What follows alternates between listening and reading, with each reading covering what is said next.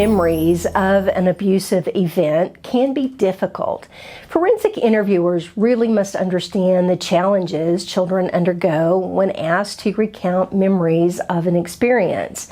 And this understanding can assist in informing interviewer decisions about when to elicit certain types of information and how to support the retrieval of that information.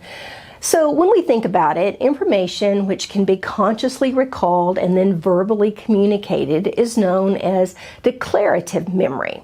And there are two types of declarative memory that interviewers should be aware of. These are somatic memory and episodic memory. Somatic memory is general knowledge. So, for example, a child who sees a piece of fruit and identifies the fruit as an apple, that's somatic, it's general memory. Episodic memory is knowledge of personally experienced event. So, our example of the child and the apple, now we have a child who can identify the apple, somatic memory, but now they remember eating an apple for lunch. That's episodic memory.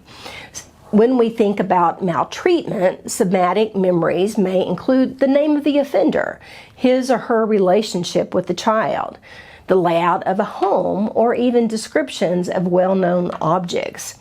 Whereas episodic memory includes what actually happened during an abusive event.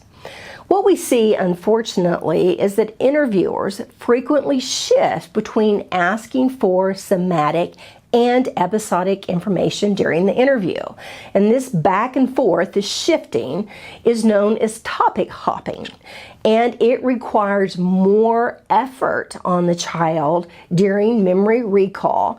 And it also can increase errors as a child becomes mentally exhausted during the interview. And another way to envision topic hopping is the following analogy. Let's say a car is driving along the highway, and so for us that's the recalling of the episodic memory. Now a truck pulls up alongside the car and then forces the car off the road. This is somatic information, and what we're actually doing is causing a disruption in memory recall. And then it may be very difficult for the child to get back on track to that episodic memory after the disruption.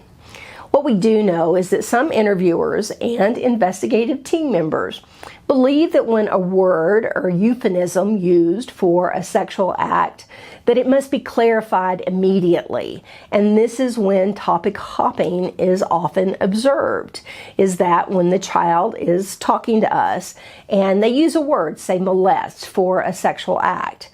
And the interviewer, instead of continuing with narrative encouraging questions to elicit additional information, they ask for a definition, which pulls from somatic memory.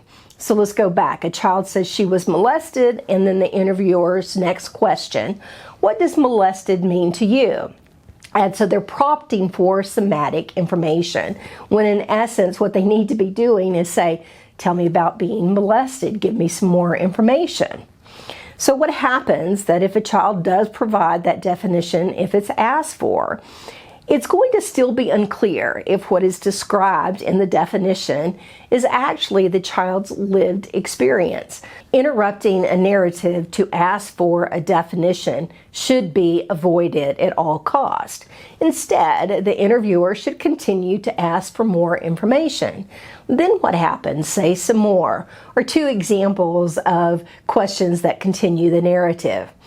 The interviewer should note the use of the term or the euphemism and take note of that. And this is known as facilitated note-taking, and that allows for later follow-up once the narrative has been exhausted.